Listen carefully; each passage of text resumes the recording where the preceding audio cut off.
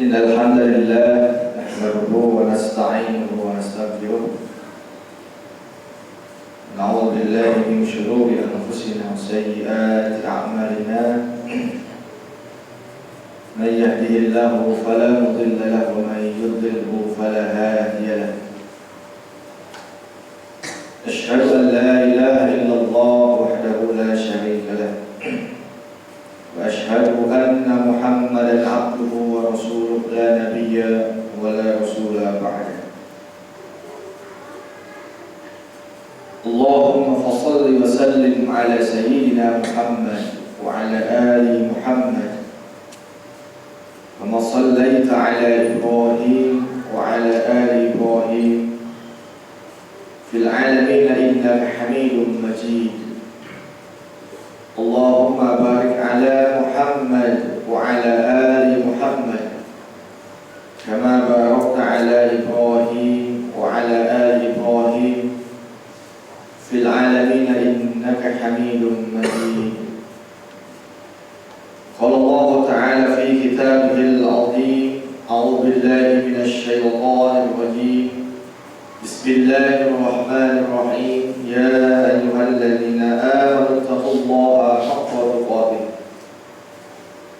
ولا تموتن إلا وأنتم مسلمون وقال يا أيها الناس اعبدوا ربكم الذي خلقكم من نفس واحدة وخلق منها زوجها وبث منهما رجالا كثيرا ونساء واتقوا الله الذي تساءلون به والأرحام إن الله كان عليكم رقيبا أما بعد معاشر المسلمين والmuslimat rahimakumullah.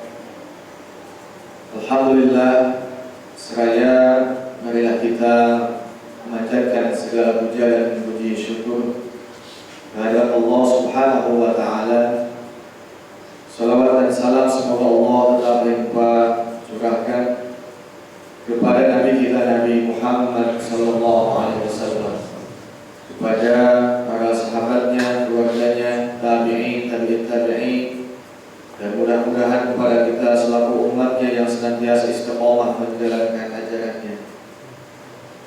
Ma'asyiral muslimin rahimakumullah, alhamdulillah, pagi ini dengan izin Allah kita dapat dipersatukan, dapat dikumpulkan di tempat yang mulia ini. Tentu mudah-mudahan kita meminta kepada Allah semoga segala amal ibadah, sujud tilawah dan doa-doa yang senantiasa kita panjatkan berkenan dikabulkan oleh Allah Subhanahu wa taala. Ma'asyiral muslimin rahimakumullah, pagi ini kita akan mencoba untuk mengkaji tentang ilmu hal. Syekh Imam Az-Zarnuji dalam kitab Ta'lim Muta'allim menjelaskan apa yang paling penting sebelum kita mengetahui ilmu-ilmu yang lainnya. Di antaranya beliau mengatakan di antara kewajiban yang wajib patut kita ketahui sebelum ilmu yang lainnya adalah ilmu hal. Apa itu ilmu hal? Ilmu yang memang setiap saat kita lakukan, ilmu yang melandasi setiap ucapan, tindakan, dan perbuatan kita. Apa saja yang termasuk ilmu hal? Satu adalah ilmu tauhid. Ilmu tauhid ini mutlak, mesti kita pahami dengan baik. Sebab itu membahas tentang bagaimana tentang hubungan kita dengan Allah Subhanahu wa ta'ala. Jadi kalau kita melakukan satu amal, lantas amal itu tidak dilandasi dengan niat, dengan ketulusan, dengan kesungguhan, kemudian tidak terbangun bagaimana kesadaran kita, kesadaran yang memang pada akhirnya kenapa kita mesti melakukan amal itu, maka nanti amalnya akan sia-sia.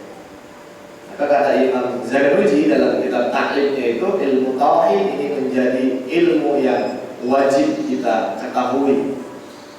Sebab Tidak ada amal yang memang mesti kita lakukan kalau bukan landasannya tauhid, maka amal itu akan sia-sia. Lebih jauhnya kita bisa mengevaluasi setiap tindakan ucapan itu. Yang paling mudah adalah untuk siapa amal ini kita lakukan.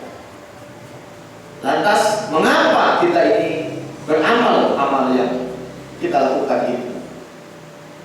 Lantas kenapa kita mesti istiqomah melakukan amal itu?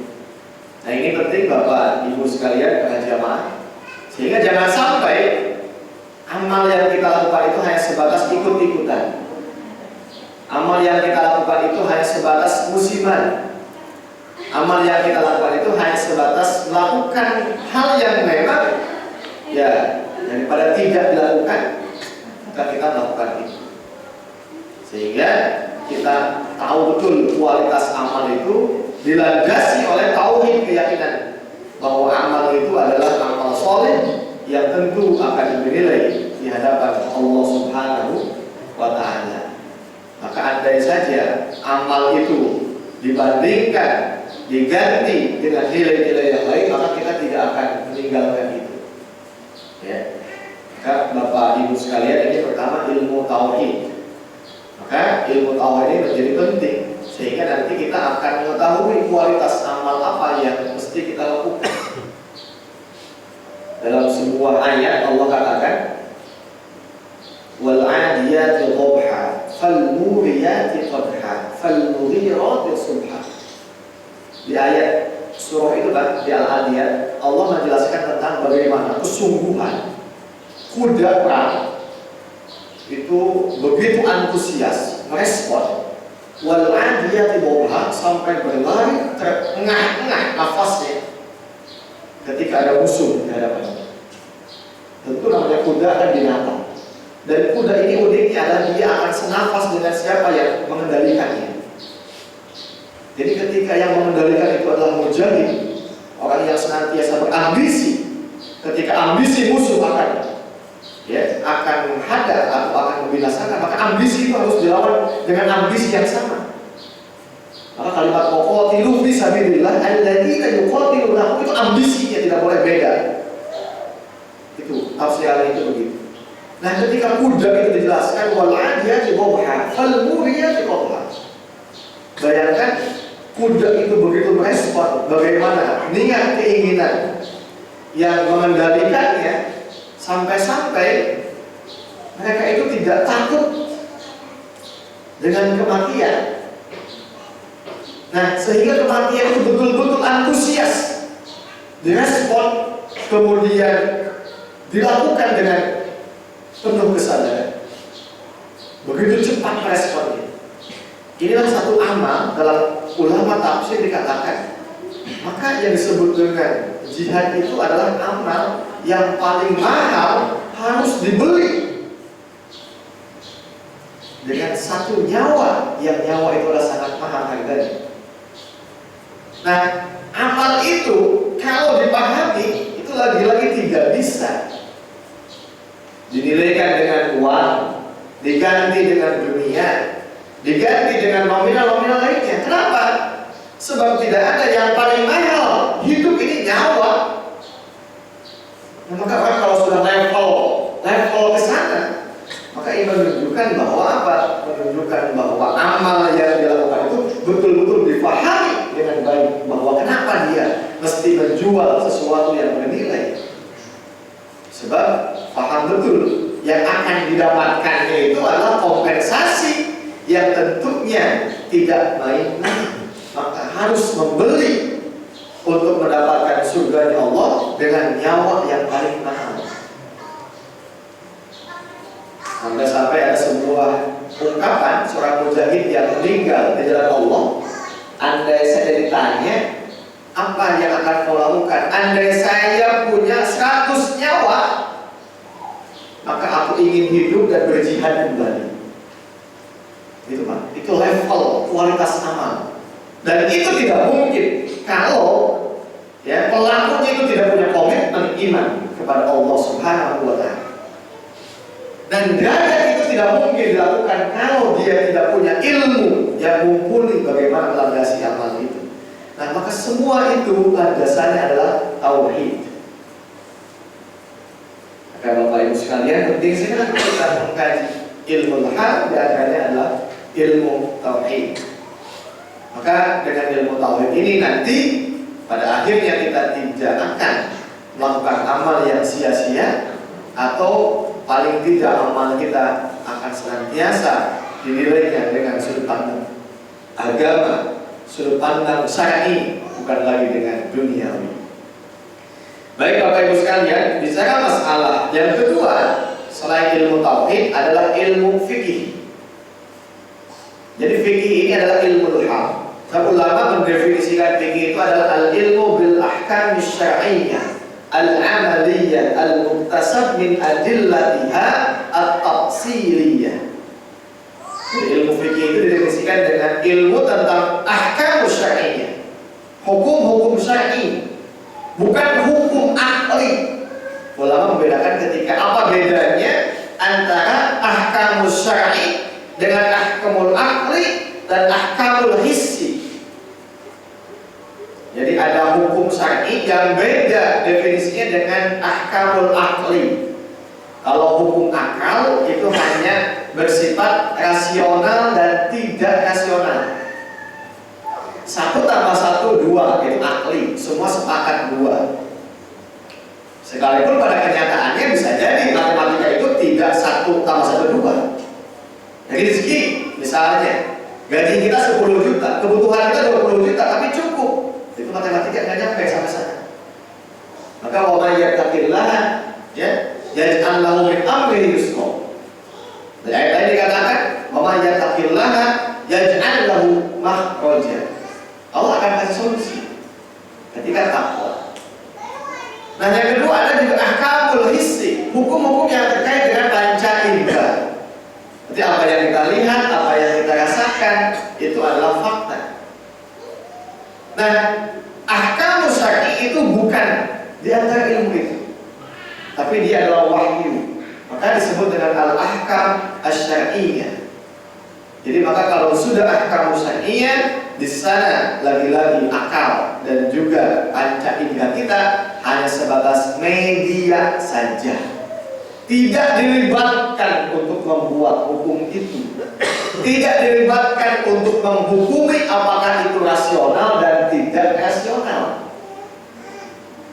apalagi menggugat apakah ini hukumnya adil atau tidak adil. Sebab itu sudah kapasitas akal kalau sudah menilai itu. Maka ahkam syar'i di mana posisinya? Pada keimanan.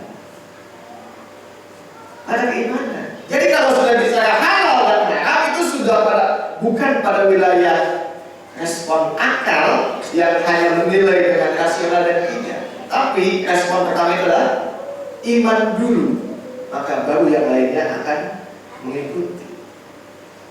Nah, maka kembali kepada fikih tadi, al-ilmu bil ahkam syar'iyyah al-amaliyah al-muktasab min adillatiha at-tafsiliyah.